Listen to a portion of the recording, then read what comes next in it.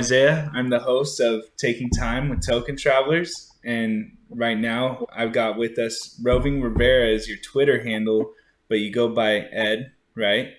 And Ed's been to over 40 countries, I think 45, spent 10 years in Asia, all around, just been like really cool person to get to know. So I was hoping that you can kind of just talk about what you're up to like right now.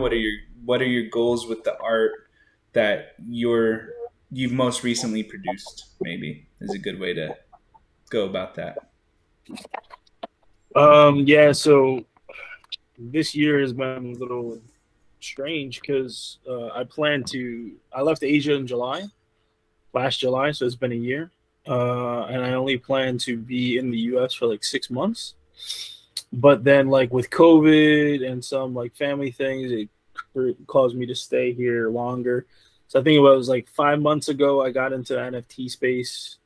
Kind of just I would say like procrastinated for I would say maybe a year. I thought about getting into it. My friends keep telling me to get into it, but I had little time to do so because I was working at the time. Mm-hmm. And every time I'd finish, I'd just like go hang out with friends, making good money in Asia, crypto stuff like that. Just kind of building up to prepare to leave back to the U.S. And then finally, when I got back to the U.S., I jumped into it, started to really go headfirst into it. Um, Finding out, I was like 4 months prior to what NFT NYC. So when I got in, I jumped into getting to know people in real life because I'm in New York, New Jersey area. NFT NYC happened, got into Life magazine, and things started rolling with that. And yeah, I've just been using my photos from Asia. I haven't really been thinking about new collections because everything I'm pretty much putting out is stuff that I've done in Asia, stuff that I've already had archived.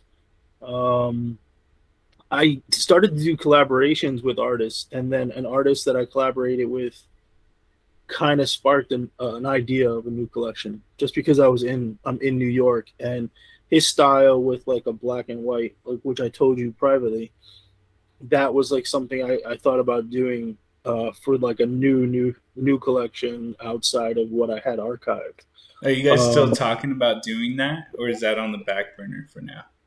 I mean, I've sent him two photos that he could kind of experiment with, and but he's always doing collaborations and he's focusing on that one collection. So I can spark the conversation up again. I've just been letting him do what he's got to do. But if I like messaged him, I think he'd be like, "Oh yeah, let's do that." Um, Other than that, I'm just trying to figure out if we can do like galleries for artists in the area. It's a possibility it might happen in August, but I'm coming down to wanting to go back to Asia, so that's another thing Yeah, going on. man.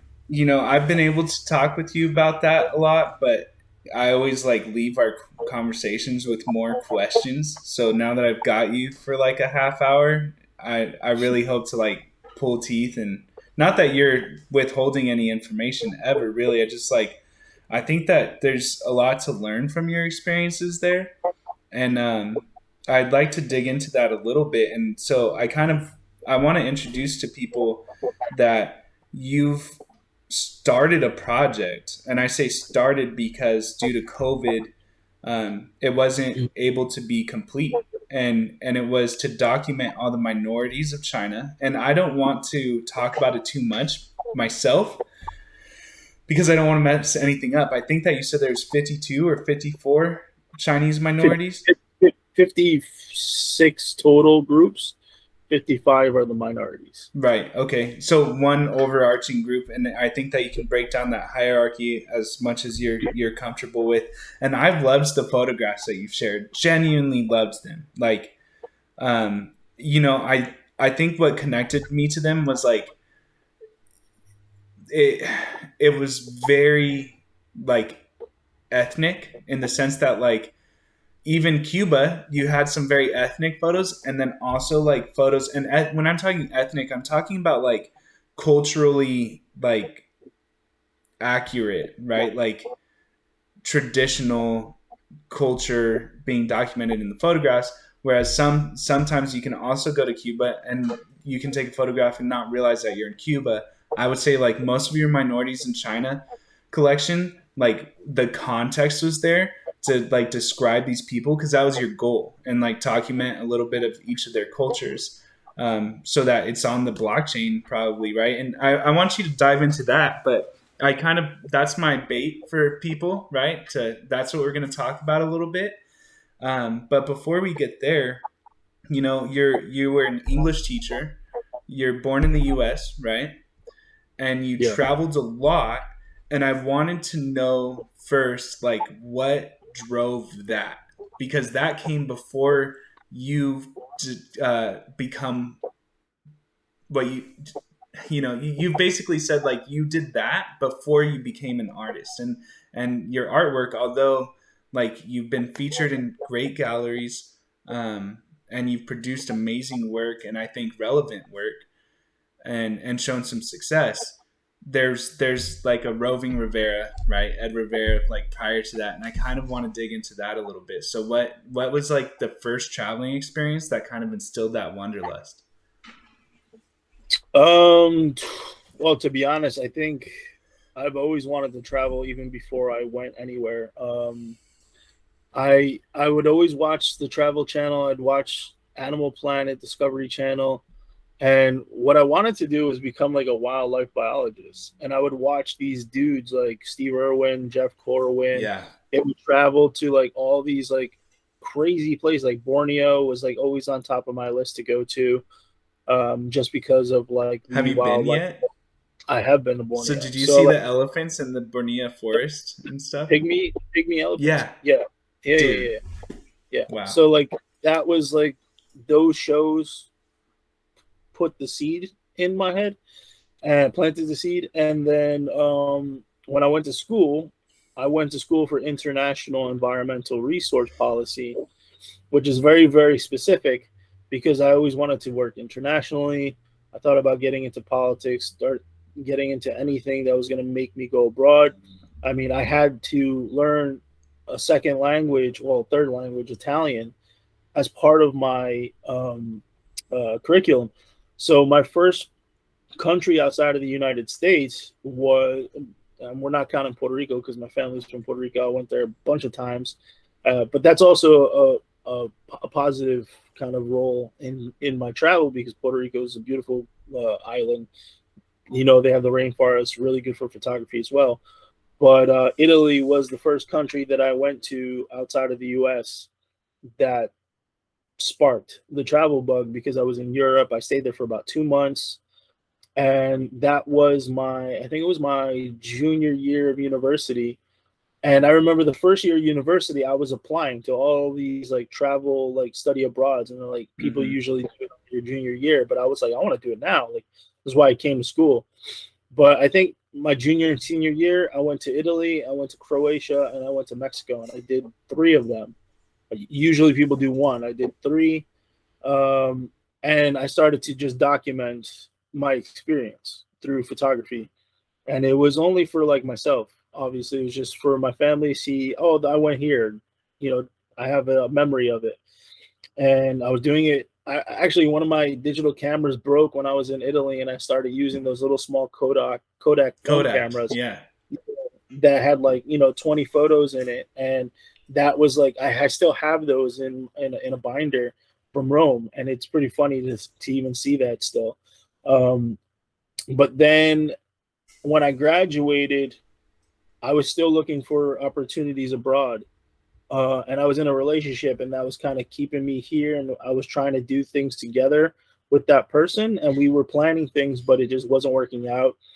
And when we split up, I felt free, to be honest with you, to do whatever I wanted. I had been saving money for 2 years working in Brooklyn. I was working in Brooklyn and saved money for a time to leave. And when that happened, I had about like $8,000 saved up for anywhere. And a buddy of mine from my university was living in Spain. And I spoke to her, and she's like, "You should come out, get your TEFL."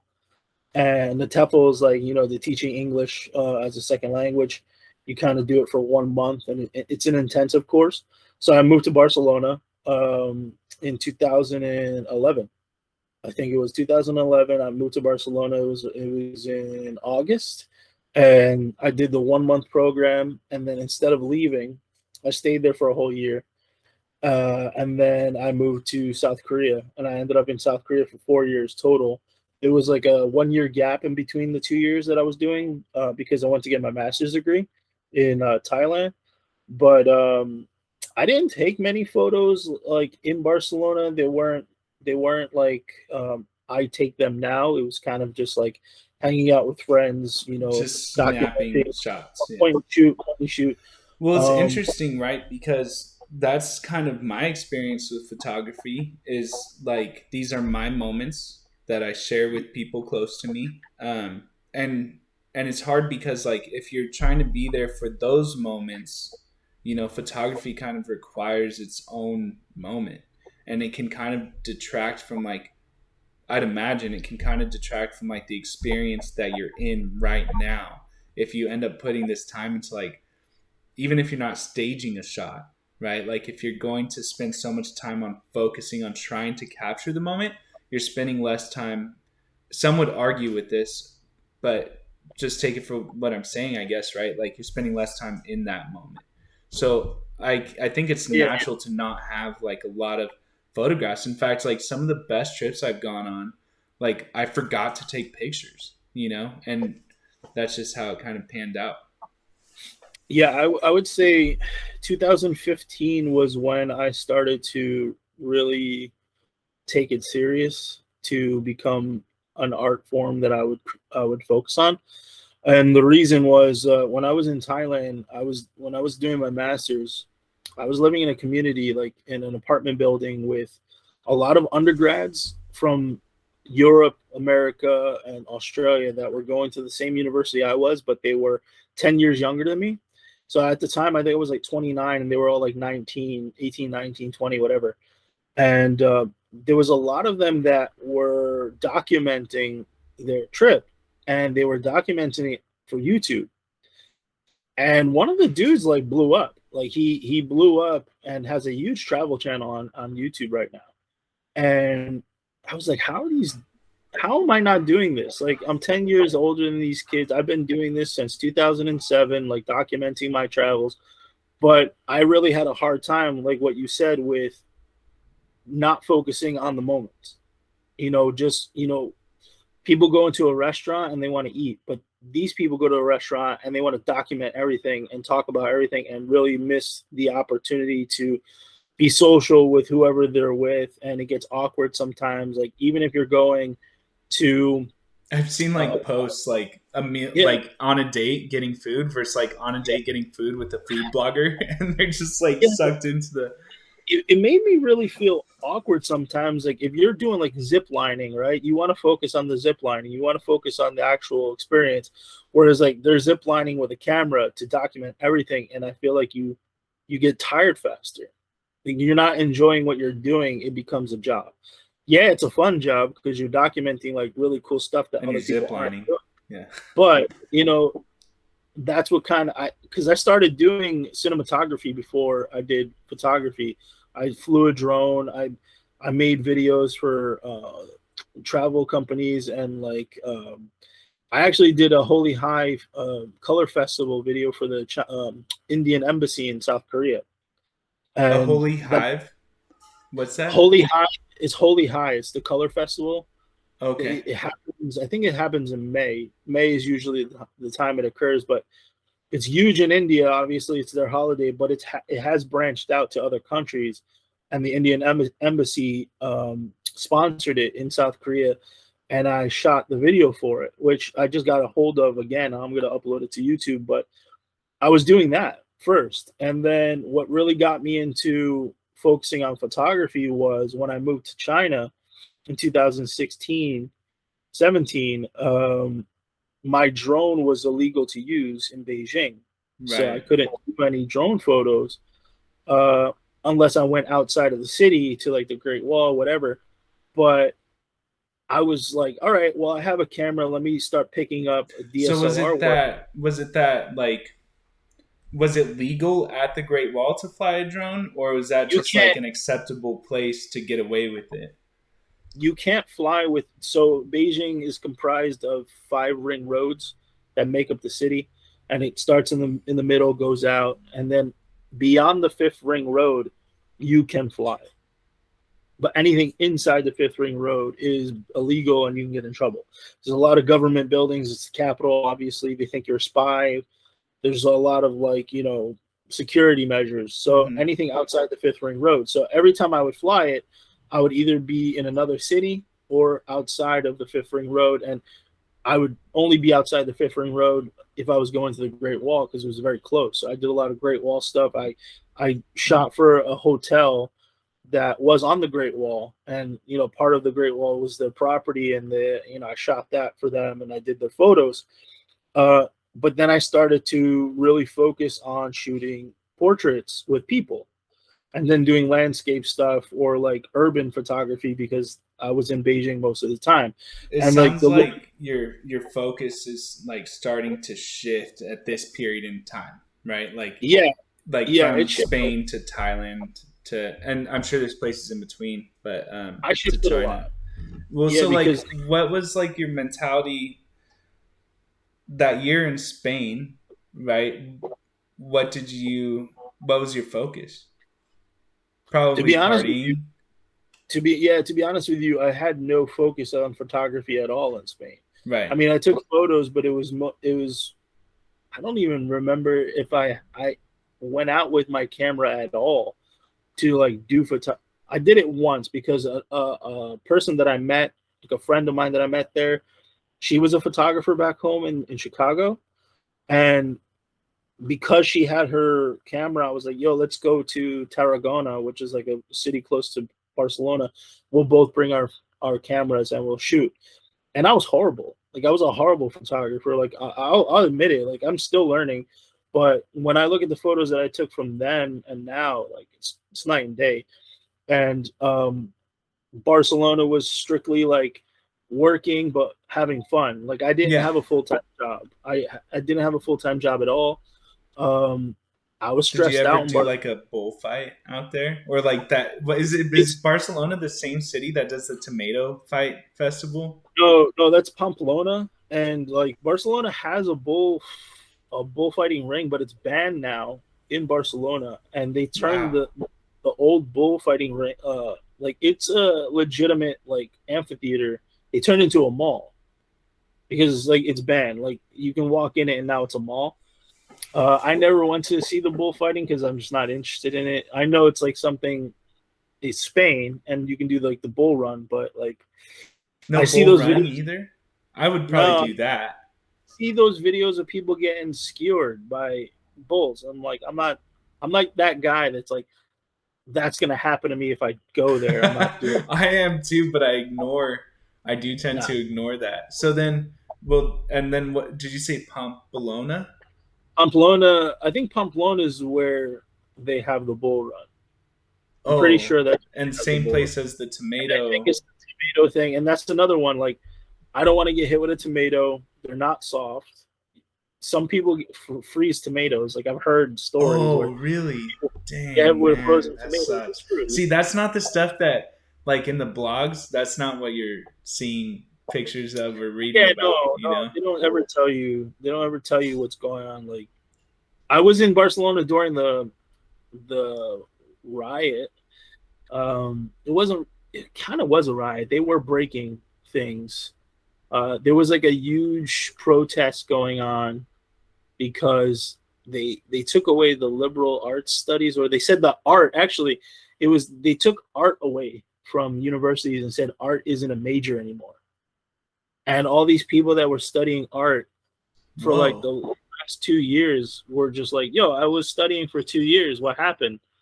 Now my degree is worthless and I just wasted 2 years That's on this. kind of lacking finesse, it seems like. Like, one, I I'm think not it's getting into into the politics of it, but like that kind of, usually a decision like that is like, we're not going to be accepting new yeah students into anymore. these programs versus I like, think I think that's what happened in the end. I think they compromised it because like they were So like as of cutting. now, that's not a degree. That's not a major. I don't know because at that time that was the reason why everyone was annoyed. Also, the economy was horrible. This was 2012 at this point. The economy is horrible. The unemployment was like 50% for like Wow. young adults. Okay, within a demographic. Yeah. All my students, like I taught adults, children, and a lot of the adults that was teaching, they were on like a welfare and unemployment, and they just had no motivation to go back to work because they were getting paid more to stay on unemployment. And then I took a trip to Morocco, and the the hotel owner in Morocco had lived in Spain for like, I think he's had 15 years, and he was still getting unemployment from the Spanish government, and he was Moroccan. But because he worked in Spain, he was getting unemployment, but he was owning a hotel in Morocco. So Spain was paying this guy, and he wasn't even in the country. It's ridiculous. So yeah, that's neither here nor there. But that was the issues back in 2012, and I left Spain. Even though I love Barcelona, it's still one of my favorite cities in the world. But I wasn't making any money. I wasn't making any money, and I had school loans to pay, and I was more stressed out because I You was can also only working. like you being there is like subsistence at that point. Yeah, Like I was working sometimes like 9 to 14 hours a week, and it was inconsistent if I was ever going to work 15 hmm. hours a week. But I didn't care because I was paying off my rent fine, and I was able to travel still around like different countries in Europe, and I still had money in the bank. But I only went to Barcelona to kind of just like relax and sustain myself there. But I had really good friends there. We were there for a year, and we all kind of left at the same time. I would have loved to have stayed, but it was just too stressful. Also, I was working illegally. Um, After 3 months as a tourist, you lose your tourist status, and no one's going to hire an American to teach English without any type of like uh, residency. So you're basically, working under the table to allow it.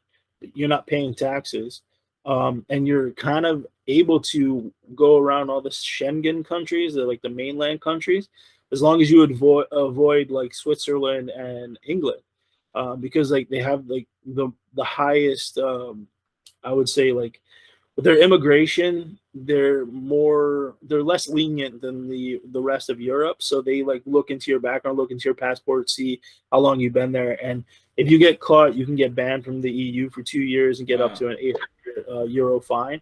So that was like also stressful. Every time I was going to like, if I went to Portugal or if I went to France or Germany, I'm like, am I gonna get caught now and then get sent back? And so by the end of the How's year, I was, Portugal?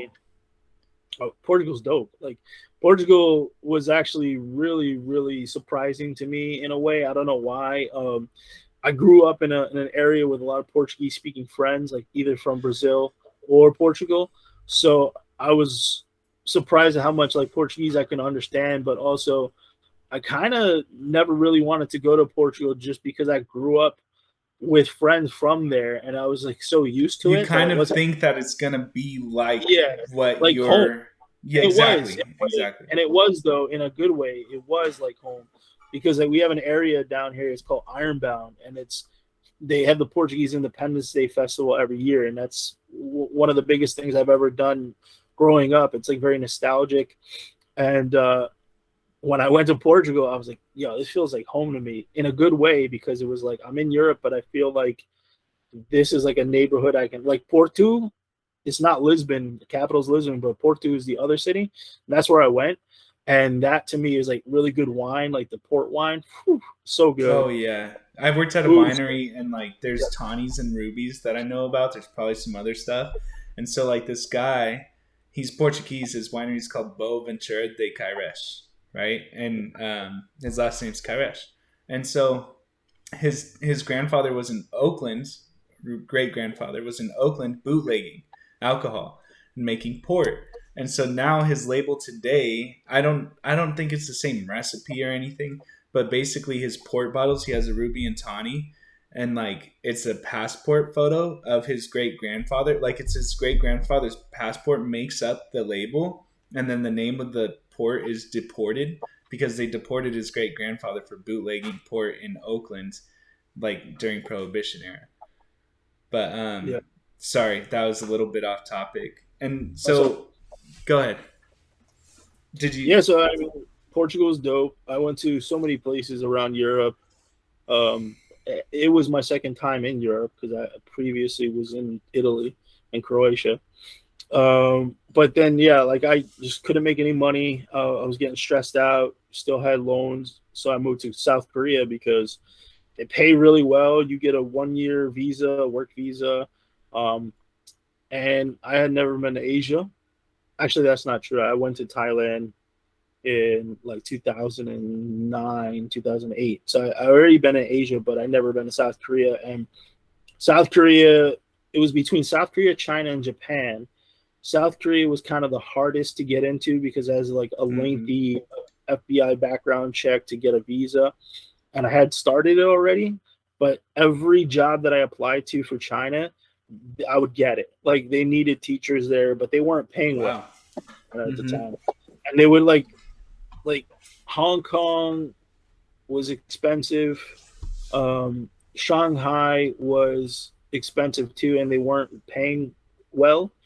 So, and also, I just didn't, I wasn't trusting the whole way of what they were doing, like the interview process and the visa process to go to China. Um, I didn't want to go to China as my first country at the end of the day because I just wanted an easy transition. Mm-hmm. So it was either going to be Japan or Korea, and Korea seemed like the most feasible way to get to Asia because their process of going about getting teachers was just easier and just they help you along the way, and it's very um, straightforward, basically. What So did you need to teach in South Korea? Was it your master's that allowed for those opportunities? no, so all you needed, you don't even need a teaching anything. I know. So previously, I think they had just implemented the TEFL, or like a year after I moved there. So at one point, you can teach like right out of high school. Hmm. You can graduate high school and go to Korea. But then they started to increase the level of like requirements to teach That's. I there. mean, that's probably a Yeah, good thing. yeah, fair enough. Because you know, a lot of high school kids they graduate, they go over there and they don't know how to teach, but they're just doing their thing because Right? you Because make a lot of. there's. Is it called pedagogy? Right, the study of teaching, pedagogy, I have no, pedagogy. Well, I have there's no idea. like on top of knowing the subject matter, you've got to know how to teach, right? Like, Yeah, okay. That's why I went to Spain and I got the TEFL certification mm-hmm. and how to teach and methods of teaching and just how to implement different games into teaching English as a second language. So I had that certification. I had my degree. Went there with only 1 year in mind. But as soon as the year was ending, like my contract was ending, I was like, 3 more months and I'm like debtless. So I ended up signing another contract. And when you sign new contracts, you get like bonuses. So the bonuses that I got from signing the new contract was enough for me to pay off my debt like completely. So the whole next year was all profit. Like it was just all going into savings. I had no debt. I was done.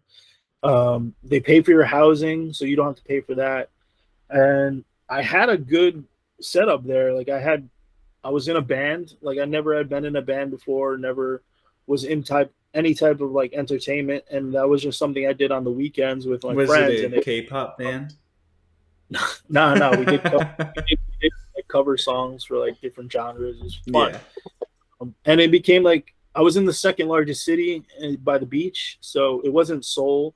You don't get lost in like the whole big metropolis of Seoul. It's the second largest city, Busan, but it's small enough where everywhere you go, you're gonna see somebody from Yeah, previous I work. mean, well, I want to dig for a second into that because I just got a fun fact last show from Suk, who lives in South Korea, and I was like, "Yeah, everybody I know in South Korea lives in Seoul, right?" And she's like, "It's literally a third of the population."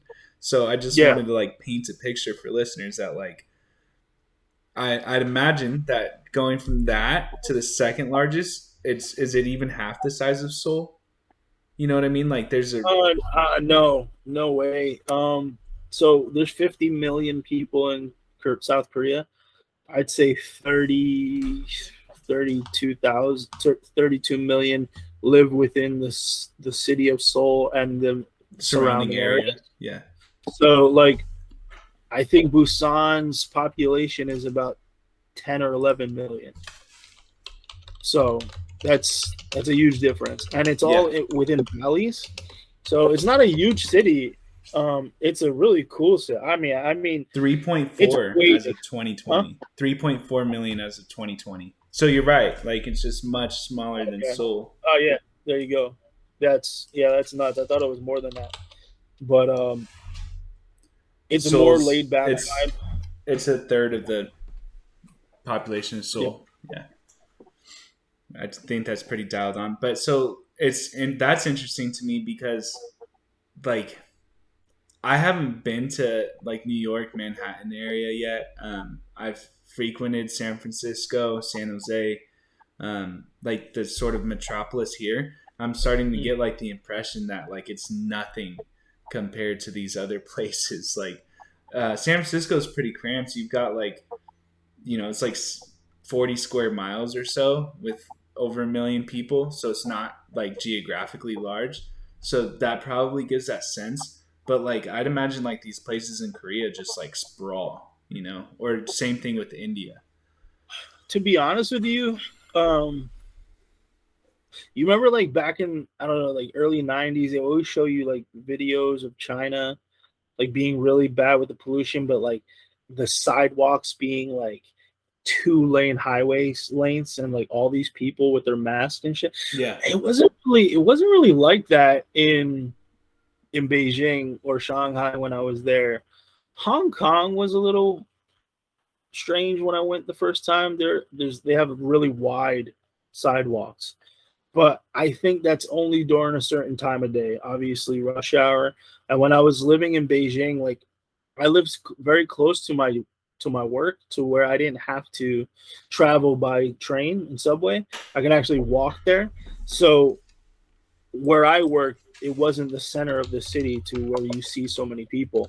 And also in South Korea, it wasn't ever like that. But in Japan, I think Japan's different Mm-hmm. because it's they have such a huge population for what they have as a country, and they're overcrowded for the density of what they have, especially in Tokyo.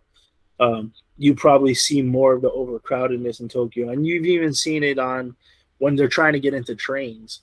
There's people that have jobs to push you onto a train to get max capacity. That I've never felt that way in China, even though I've seen it, but they don't have people on the platforms pushing you in. Japan does, and South Korea doesn't Wow, really have it. really? Yeah, What? yeah. There's people in Japan that are on the platform that are there to push you into the train to make sure that everyone's inside to get it at max capacity on the rush hour. It's crazy. Wow. Like look up the videos. It's Like nuts. to make sure the platform doesn't get overcrowded. Well, Like just they to fit as many people in the train as possible, so you're not wasting space on the train. yeah, Yeah, it's that's crazy. I didn't really expect that. But that being said, it sounds like China was more of like a career choice. I mean, what did you expect to see versus what you experienced? You ended up staying there a long time, a really yeah, long time, four and years. that's So like, when straight though, and because that's when you I did started to Korea like before. become like identified as an artist, right? Yeah, I would say China put me more as a photographer than my previous. Because like right at the end of my time in Korea, like 2016 was when I was doing more video work. um, to where I kind of was like, I want to move to China because it has more landscapes and it's a bigger country, to where I can go to different parts of the country and get at least more of a dynamic of change in my landscape photography. Because I would say that I started as a landscape photographer before anything, because when I was in Korea, I also went to the Philippines for the first time and I took some shots in the Philippines that were all um, landscape. Uh, but then China, when I started to do portrait photography and the luminescent dreams um, piece, that was like 2 years kind of shooting randomly, of times where I was just like, I want to go search for some cool neon lights. I have a friend that's interested in being the model. Let's go out. And I did that for like 2 years consistently, of just like random days. Like, you want to go shoot. I found this really cool spot where we can shoot. It's like, neon lights. And I would be like a different person all the time. And over the span of 2 years, that turned into a potential NFT collection that I put out Right, with with no that intent. never being the intent. There was So never the was intention. luminescent dreams okay? So I'd imagine most people are going to consume this through audio specifically, but for the video's sake, and I'll definitely like put links in podcast platforms and stuff. Like this collection is very cohesive, and I think when I'm seeing, I think that's actually fairly traditional to have like a pretty cohesive themed photography collection. Same with a lot of different mediums, really, but like this collection specifically, it's just so hard to believe that it was just a passion project, because and I guess that's actually that usually results in really good products, and I hate to call it a product, but really good products projects, like high quality, like very focused, right? And it's just, but it's just hard to believe that like it didn't have that intention behind it to become what it did. So I've Yeah. always enjoyed looking at this collection. Like it's always like completely stuck out. I ended up collecting from your collection that you shot photos in Cuba, but this was always the collection that like I drooled over, always. So sorry to interrupt you. I just kind of wanted to let people know. So I'm sharing my screen and like sharing a lot of the the imagery that's associated. There's like a lot of neon lights, a lot of reflections, like a lot of contemplation, I think. But I guess you can kind of talk about it a little better than I can. I mean, there's a lot of trial and error.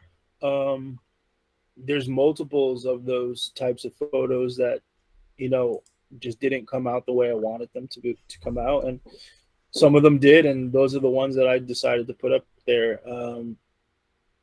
Most of them are done outside, um, all natural lighting, just places that I found good, just good neon light. And it's unfortunate because Korea has some of the most neon lights I've ever seen Mm. in any country.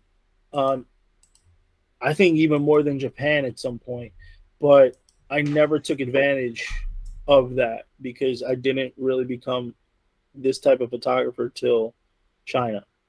And I want to go back to Korea just because the stuff that I can do in Korea with this style, I would have like a new collection again. And I think I'll plan it at some point to go back to specifically focus on some type of Korean driven collection of neon cyberpunk I stuff. always think this was like the standout for me. So somebody stole this, like absolutely stole this. Um, and I can just imagine like how much fun it would probably be. Like you said, you were doing consistently for like 2 years, but within Yeah, all of that, like you were probably finding like a lot of dives, right? Um, like dude, just picking up good food and stuff, like exploring that's this city. that's a Hong Kong hot pot restaurant front window, and it was across the street from my apartment, like down the block. And she was my neighbor, and I was like, "Yo, let's go shoot at this restaurant down the block because this window would be like perfect for just something random." and we did it, and it came out. So that one is, there's two photos with that window. Actually, three photos with that window. That one was just like a sign outside of a mall. Yeah, I really like that one too. Which one? Which other one would be the hot pot restaurant? I think it's all on the top. The first one on the top. Oh no, go down. The middle one. Go down. Yeah, that one. Midnight City. And then So this it's here. Can you so that's explain this? that's actually my phone. So I put my phone in the front of my lens, and it reflects off of it, and I just use the reflection. Dude, so I thought it was composition. Like I thought that you like moved it into the image. Like it's a No, different image. it's a That's reflection. crazy. So I've always wondered, and I mean, how can I know differently? You know?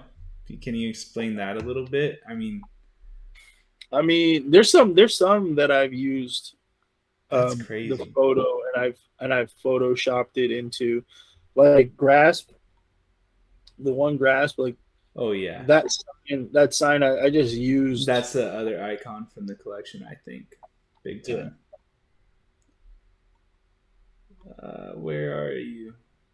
Yeah. yeah, Yeah, it's just crazy. Like this is like a Netflix like altered carbon yeah. cover, you know?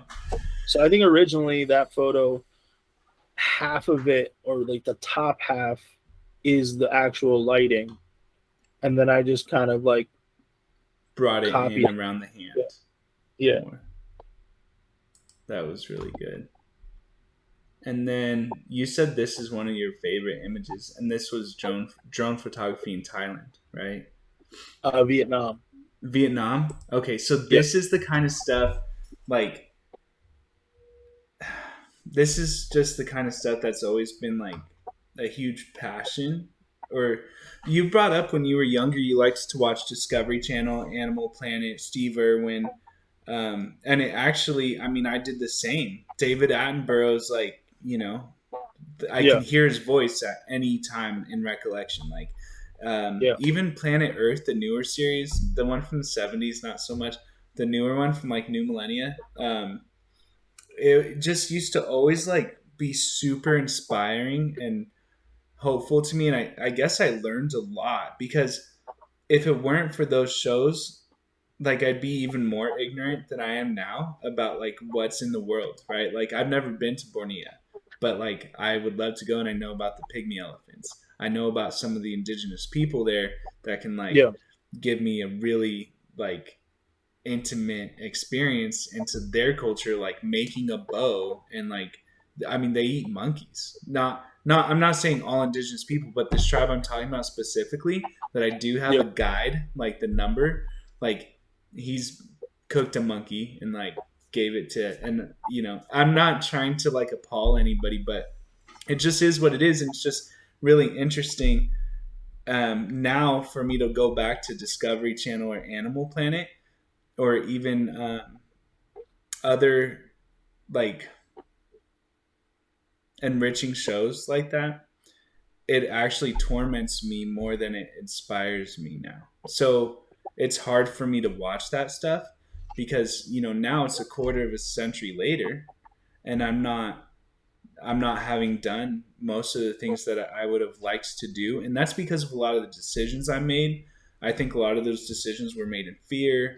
A lot of them were like other people's expectations, things that are possible. So it's always really important for me to like see Cubano streets, see your photos from Vietnam, and like be able to talk with you and like kind of share your experiences. So I hope that kind of gives some insight as to like why, having been like decently traveled within the United States and not so much internationally, that's why I'm so interested and invested in like learning about these things. Because on top of like the geographies that I want to see, and I do backpack and try to experience nature as much as possible, like Youth of a Nation in Cuba, like these are the things that I want to like experience and understand and kind of bring back. I think that you have like a good context to humanity versus just like to your country. And you've expressed that in a lot of different ways. So thanks for the soapbox for a second. But I think now that we're talking about humanity, we talked a lot about your travels. I was hoping that you could kind of share like maybe story or two from the Minorities of China project that you were working on. I want to know, one, if you can dive into like, it's three pronged, but they're probably brief for you. So like, one, I would like to hear why it was an important project to you. And as far as I'm concerned, from having talked to you, I think that seems to be, so far based on this conversation, that seems to be the point where you became like the most intentional about about photography as like a Yeah. documentation of something that you wanted to document, right? So as much as these other things were a passion project, it sounds like this was something that you knew you were going to do and like had like, a lot of forethought in doing. So why was that important to you? How did you recognize that that was like something that you felt needed to be documented? Two, how did you find out like, China's geographically an enormous, enormous country. How did you find like a definitive list of the minorities there? And then three, what is like out of all the people that you met for that project, what is like one story that you have meeting the person or that person shared with you? So if you forget any of those questions, I'll remind you. First one being, why did Minorities of China become a project? You should bring it up actually on the Yeah, screen. you're right. Thank you. Yeah. Um, so yeah, like before anything, all my photography had been just kind of like creative outlets of just what I felt I wanted to do at that time, and if I had the resources to do it. Um, but like actually, COVID kind of prompted it and also destroyed it because I was every time I had a vacation, I would go out of the country. And then when COVID started, I was in the country, but I had left, and then I went to Cuba, and then went back to China, and they had like huge restrictions. So when they were telling us we could leave Beijing, but we couldn't leave the country unless we were going to get locked out, I was like, Hmm. okay, so now I can travel within China, which I had done prior, um, but I want to focus on this, you know, minority groups. And the way I found out about it was we've all been hearing about the Uyghurs in the West, Northwest of like there's possibility. I mean, I don't even want to get into it because I have my own opinions of what's going. I know what's going on, but you start to hear these things about people being in concentration camps, and you wondering who's telling the truth. Is it Western propaganda or is it Chinese propaganda? Whatever. But I wanted to delve into it culturally and historically because each region of the country that has these groups, they also have different architecture and different cities that represent that architecture. Because they weren't all China. Well, yeah, I mean, you had these different dynasties and kingdoms, but just like the U.S. and most countries Yeah. that have grown, you know, their territory has grown and Like borders have. Hawaii, right? Yeah, well, That's yeah, I mean, like the but US can't. borders cross people, and Yes. Texas used to be Mexico, now it's Texas, In and California. we controlled Mexico all the way to Mexico City, but we gave it back to the Mexicans because we didn't believe that we were going to culturally we were going to clash, and that was the reason why we gave all that territory back. I mean, we literally could have just been all of Mexico as well. But anyways, I have a friend that works for a national paper in Beijing, or a magazine, I should say, and they specifically work towards talking about the minority cultures. And I got intrigued by it because we know that we have our own indigenous in the U.S., And I've always wanted to work with indigenous in general, anywhere, like Yeah. just doing documentary, archaeological stuff. And I Um, want to point out, like, I have a lot of the same passion for that, but just so like everybody can have a clear understanding, it's not from like a novelty perspective or yeah, like yeah. being able to point at somebody. It's really to like be able to learn from them because they do Yep. have like valuable um, lifestyles and lessons that I would never learn from anybody else. It's also the purest form of humanity in the sense that like they're still doing what our ancestors kind of done, right?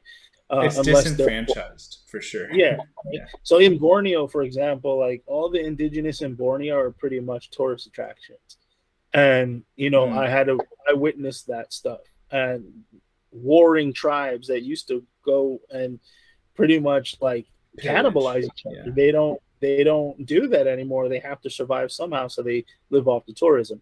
But going back to China, I had that friend kind of map out where all these people were. And in the north, you have like ethnic Mongolians because Inner Mongolia is part of China, but it's not really Inner Mongolia. It's Outer Mongolia because it's not part of Mongolia at all.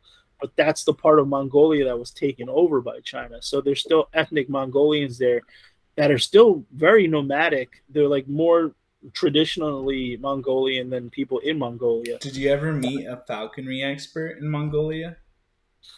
No, because I actually never made it up to Inner Mongolia or Okay. Mongolia, and it's unfortunate because I wanted to go there for so long, and China was like my best opportunity to go there because it was so close. And I actually was dating a Mongolian girl who I planned to go there with, but I Mm-hmm. just never made it. Um, so I had a summer vacation, 2 months off, and I decided to fly to Yunnan province, and Yunnan province is the poorest province in China, and I think that's the province that has the most diversity in terms of the multiple minority groups. Now, from the pictures that you see, a lot of the people that are in the higher tiered dresses, like the qipao, which is the woman with the guitar, and the guy with the dress, and the woman with the red dress, they they're actually people that I met in Beijing that posed for these photos. Um, and that woman is using a pipa, which is like 1,000-year-old Chinese instrument. And I just wanted to get, and I didn't even think about putting that into the collection, but it counts after I finished it because I was going to make it specifically about minorities. But then when I looked into it, I was like, well, I have the Han Chinese, which is the majority group, and I wanted to show the disparity of looks because the woman with the guitar doesn't look anything like the woman on the bottom with the blue Mm-hmm. with the white, but they're both Chinese nationally, but not ethnically. Right. She's and the one on the bottom, I believe she's Meow, and yeah. So there was like I photographed the Meow ethnic minority, the Bulong ethnic minority, and the Dai ethnic minority. And the Dai ethnic minority are like closest to what I would consider to be like the Hmong, or like I think the Miao or the Hmong, but they have the temples that are very similar to the Buddhist temples in Thailand. And Yunnan province borders Thailand, Mm. Laos, I think Vietnam. I think so. I don't remember geographically. I think all three countries kind of border it. And then the guys on the chessboard on the bottom right, they were just neighbors in Beijing that were, just middle class dudes just hanging out. They're Han, but they're not the top tier like what you they would wear the Manchurian type of cheapao, right? Um, the woman on the top left and the woman on the bottom with the blue, they weren't posing for me at all. Like they were just kind of doing their own thing, and I just managed to catch, good poses because she was being spoken to by my translator, and she was kind of there just hanging out, not knowing what was going on, and I was just shooting photos, and I managed to get good ones just in Yeah, those positions. I forgot to kind of like you did a good job describing them. I forgot to kind of like make sure it's auditory as well. And Yeah. so the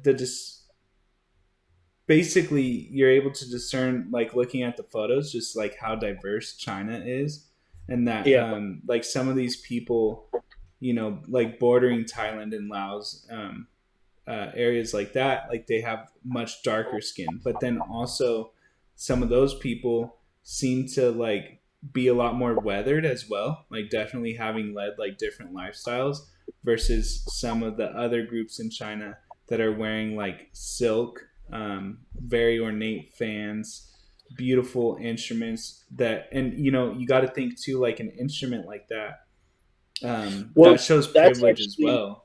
Like being able yeah, to for learn sure. an instrument like casually. Well, to be honest with you, like, yeah, so even when you go to like Southeast Asia, the darker you are, unfortunately, that's just the way people are going to look at you because they believe that if you're darker, you're working in the fields and Hmm. it's looked down upon, right? So that woman, she wears the headdress because it protects her from the sun when she's Mm. harvesting, I think, rice. But these groups are being assimilated by force, and they're like being forced to kind of like become more Han. And unfortunately, in the northwest part of China, that's happening at a more alarming rate with the Uyghurs, and it's causing a what's it called, like a Like crime against humanity, yeah, basically. yeah. And it's being recognized as such So how because come you were gonna be able to be allowed to be there? Like I'm so. surprised. It seems like you had like a lot of liberty. But the thing is, I never went there because it has the highest uh like concentration of CCTV surveillance systems, Yeah.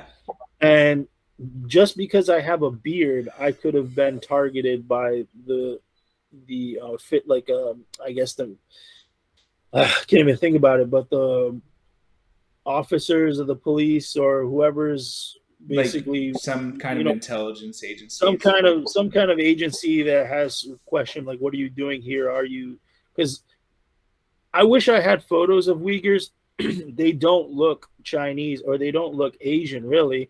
Well, they look more Central Asian, like Turkic, right? Uzbekistan, Turkmenistan, those Mm. types of peoples. You can take a Uyghur and put them next to a Han Chinese, and you can tell the difference right away. It's 100%. You can tell.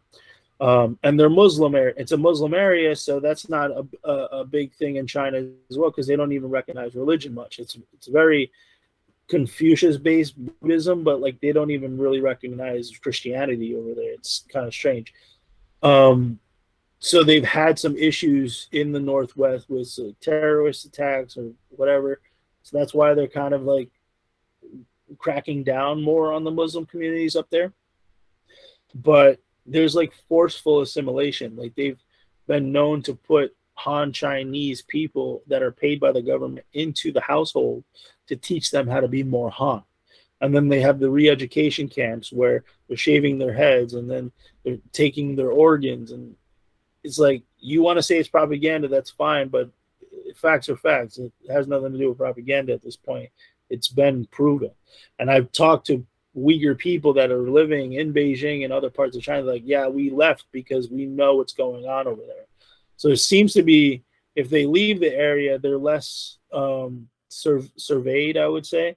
But if they live in the area, they're like, Well, forcefully. because once you split people up, well, divide and conquer, right? Like it's not. I don't think that China's fighting an ethnic group per se. So if they leave and go to Beijing, like they're no longer like their own caste and culture Yeah, and all these things, and that act in itself, like yeah. what now, like now you're a minority, you will that Assimilate. really goes Like, along with that agenda, right? Like yeah, ideally for sure. they can just like disperse everybody, and so it's not like a maybe a threat to the individuals so much as like the geographic location of the communities, and the Well, communities itself. China does a really good job of cracking down on, big groups of people. I mean, if you're doing that Falun Gong kind of Tai Chi, and they crack down on that, they don't like big groups of people.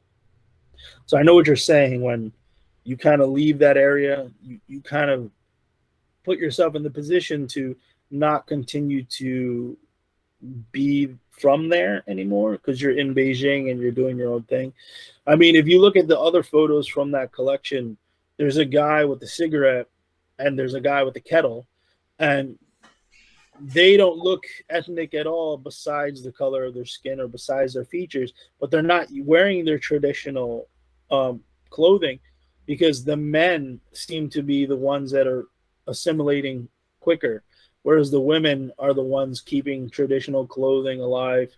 There was like one woman that had like a sport shirt or a Nike shirt, but then she was wearing the under like the dress of the traditional dress, but only on the bottom. The top wasn't. She Hmm. was wearing a headdress. So it's like it's kind of like you have to do it in a way to fit in because China's changing so quickly. I just think But in the it's rural sad areas, too. Like, we've seen, I think here in the United States, like, we've seen like culture be watered down a lot. Um, Everybody's culture, whether you're like from different geographies and you're black, or different geographies and you're Hispanic, and different geographies and you're Pacific Islander. So the reason why I say different geographies is like because those are all like overgeneralizations of people. There's like groups within all those things. Even Swedish or whatever. Like there's just now it's but just like isn't you're that just an American. You eat McDonald's, and I know that's not true, but I'm just saying like you can see just in like 30 years back. I can look at yeah? Polaroids and I can see like holy cow, like we all look the same now. And I think it's like really important to like celebrate that diversity and like be able to experience it and allow people to carry on their Wasn't that, traditions. the whole point of globalization though? Right. It's like Everybody's wearing a white T-shirt.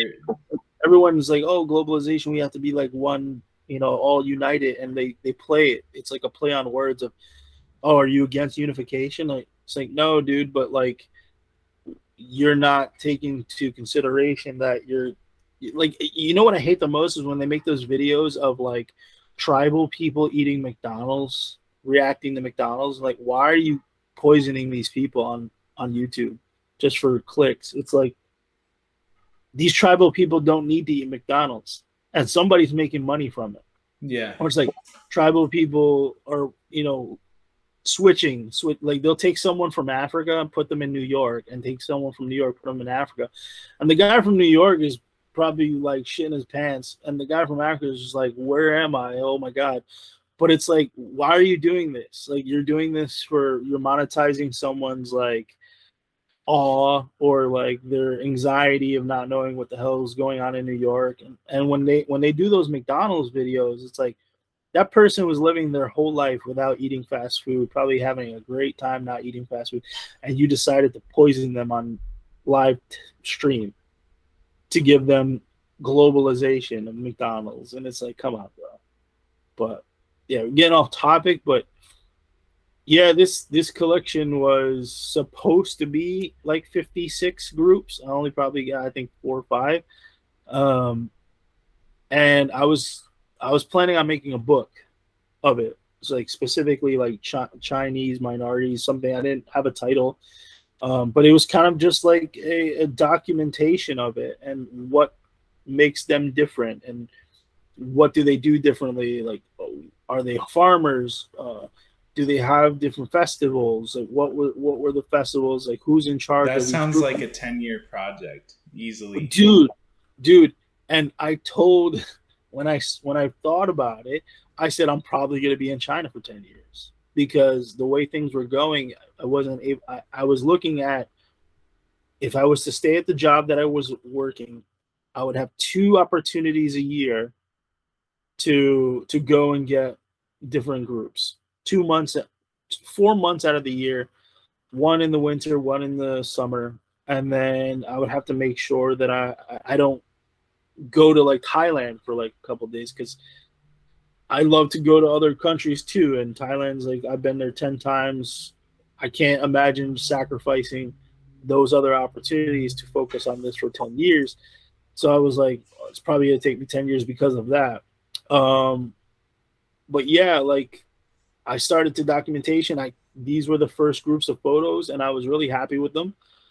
Um, some of them made it in there with no intention, because the girl that I have with the red dress there, with the red and black, that was originally for a book, for a Mandarin Chinese language book. And it just came out to be one of my favorite photos. And I was like, well, she's Han. So that fits in the whole 56 minority group, 56 ethnic groups. And I decided to put it into the collection. And then when I saw that I had other Han Chinese dressed in traditional clothing, I was like, well, might as well include that too, because they're part of that Chinese culture. I mean, it's a culture. What's your drive now, though? Like, do you just not feel like, you're technically home, some would consider, but like you're obviously eager to get back out there. So is like home just on the road now? Like, why is it still, after being able to travel so long, like what are you looking forward to? Um, well, I was trying to move to South America, and I tried that for a month, and I had plans to. So last December, I went to Colombia, because part of the reason why I left China and Asia was like I always wanted to backpack South America, and I also wanted to backpack like the whole region of like former Yugoslavia countries, like Croatia, Serbia. I've been to those two, but I wanted to go to like Bosnia, Herzegovina, Montenegro, Albania, and I always wanted to do that. So I just felt like if I stayed in Asia, I was going to end up just staying in Asia for a long time, because it's very easy. And I'm probably going to retire in Asia. Like I'm probably going to, after planning on going to Vietnam, because my plan is to move to Vietnam. I never lived there, but I've been there twice, by at least January, so that like if crypto comes back, I can definitely survive there right now with passive income from crypto, and even NFTs would sort me out. But if like when the crypto market comes back, like the money that I'd be making on a bull market, and I stack it and like really take profits, like I could probably just focus on photography and not work anymore. But if I go back in January and settle in, if I really wanted to, and I might do this just for the visa, for a work visa, is go back to teaching. Because the Korean school that I was working in Beijing has a Korean school in Vietnam, and I can pretty much guarantee that I'll get a job there just from my 2 year reference from Wait, but the why go? Why not stay? here. Yeah. No interest in staying here. Yeah. It's just I I don't know. It's too expensive to live here. I feel like I'm losing motivation to create while I'm living here. I know I'm right by New York, but there's only so much I really want to shoot in New York, that I haven't seen already. Be shot. Unless I, Yeah. or yeah, and I mean I was in Miami for most of the year. Just nothing really motivates me to do. It's not new to me. It's not. So, I like going to Asia and being the foreigner. I like every day being something new, new experience, new food. Just everything is new. Every day is new because I'm so out of the loop all the time, and it's fun. Um, and I started to think about this recently, because the reason why I've been staying here for so long, because my intention was to leave last January, which I did. I went to Guatemala, and then 10 days into that trip, I had to come back to New Jersey because my dad got sick. So I was brought back here through family things, which was fine because that's the reason why I left China anyway. Because I was like, COVID's happening. What's going on at home? I haven't been home in like 10 years. Like I've been back and forth, but Yeah. never this long. Hey, And well, about that, are you like, I know you're starting to feel stagnant is kind of what you're describing.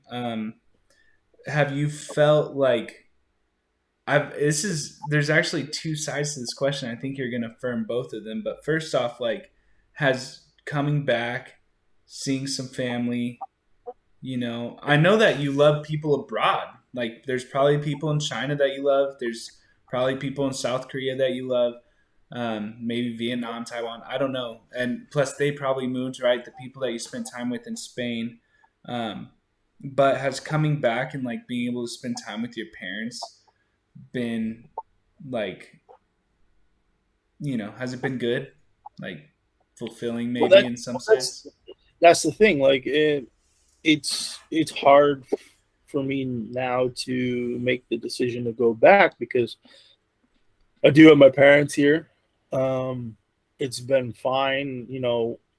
Everything's been good, but I just don't want to be feeling like this anymore, like stuck Yeah. doing nothing. Even though I'm being productive, like I am being Well, I productive, know I see you doing but things every day, right? but it's like my lifestyle from Asia is dramatically different from what it is right now. I mean, all my friends are in Beijing. Like, if I was to go back, like I spoke to my friend the other day, and she was just like, "I can get you a job. Come back. I can get you here in 1 month." And I'm like, I don't. First of all, I don't want to leave in a month because that's just too short of a time to just leave my parents, right? I just don't want to do that. Um, and I'm enjoying being here with my parents. I'm enjoying being here with my You family. sound like you're living with some conflict for sure. But I And we am all living with do. We all do. I'm living with conflict because I'm like, it's weird. I'm in a purgatory. I feel like I'm in a purgatory because I have nothing to worry about. But the only thing I'm worrying about is when am I gonna go, where am I gonna go, and how am I gonna feel when I go? Because when I went to Guatemala, it was easy because I knew I was 2 hours away from the US, from like Miami. It was like 2 hour flight, 2.5 hour flight. Then when my dad got sick, it was like a 5 hour flight direct to New Jersey, New York. So it wasn't an issue. But if I go back to Beijing and something happens, or if I go back to Vietnam and something happens, it's like an 18-hour flight.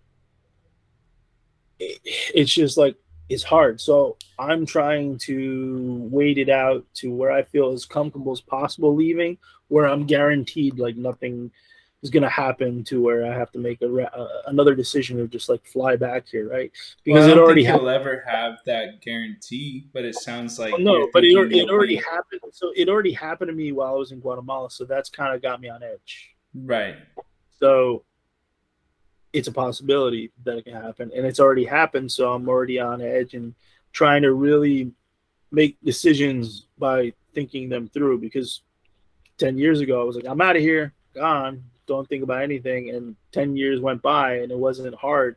And people always ask me, don't you miss your family?" Like, yeah, yeah, I miss my family. When I go back every now and then, COVID's changed everything.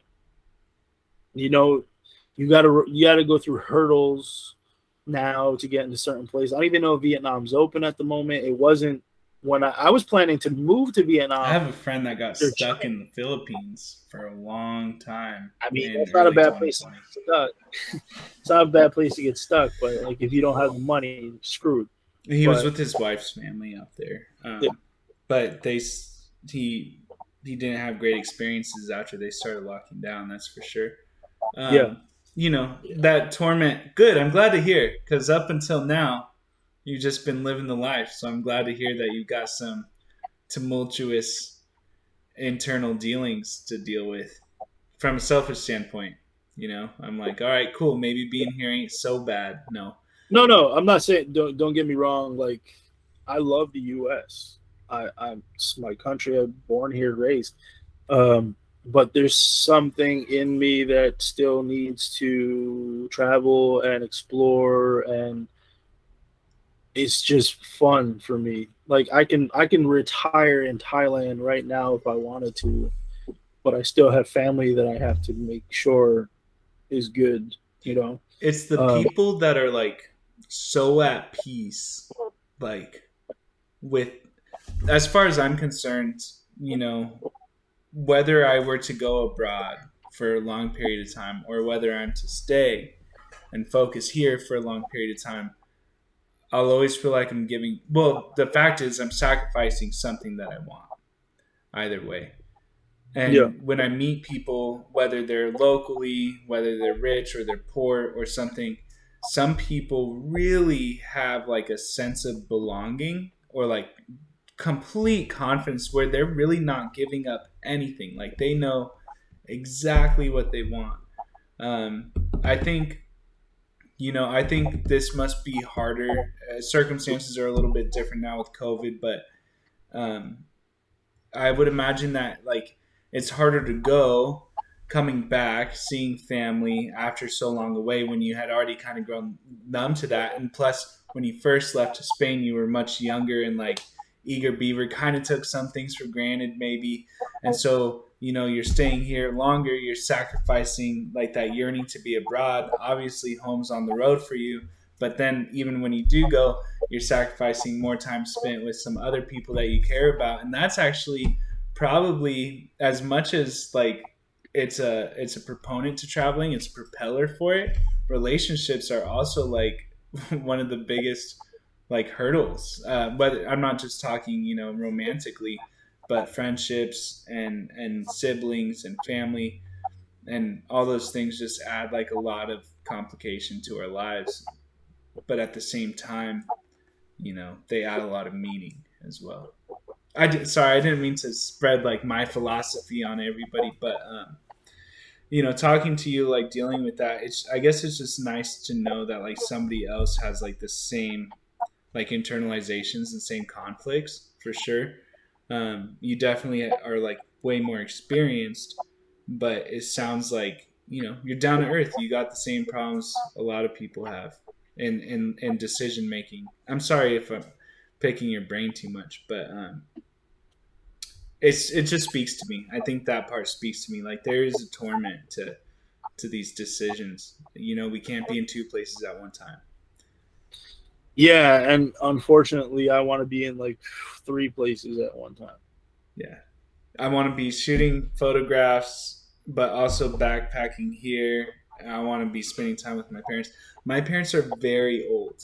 Um, I was adopted by my grandparents' generation, my great aunt and great uncle, and they're much older than most people's parents. So when I see them, it's always a good time.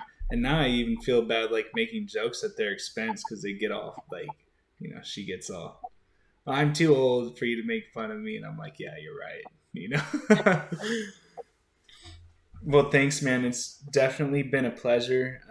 It's tough to end a podcast well with like a farewell to the audience, but maybe you and I can just end it here. Can you give me a closing thought? We can say bye to everybody, and then you and I can just chop it up for a few more minutes. I don't know what closing thought. I mean, I'm not a philosopher. I just say like, dude, just enjoy everything. Like, I would say if you're into traveling and you haven't done it, just do it. Especially if you're young.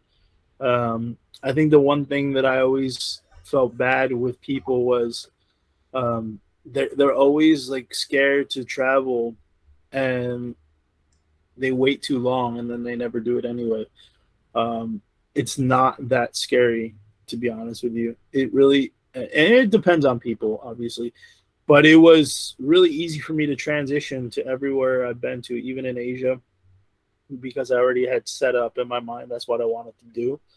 But I would say to travel as much as you can before you decide that you want to have a family and shit like that, because it gets harder unless you're willing to bring your family away. And I have one friend that I met in Thailand, him and his wife, and I always ask, and I've known him for 6 years now, and they live 6 months out of the year in Thailand, 6 months out of the year in the U.S.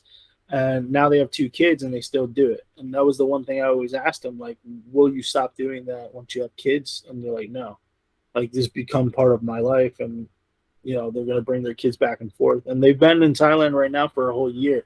They decided to extend it a whole year, so I don't know.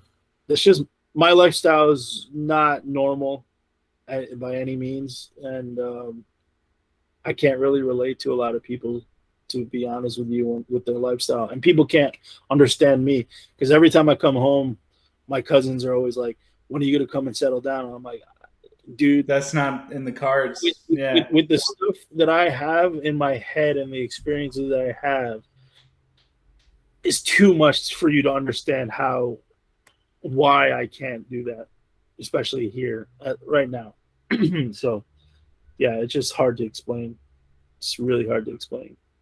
The things that I've seen and the things that I've done and the people I've met, moving to Florida to to pay like $1,800 a month or $2,200 a month to just feel like I'm not doing anything, even if I'm working for home, it's still not enough for me No.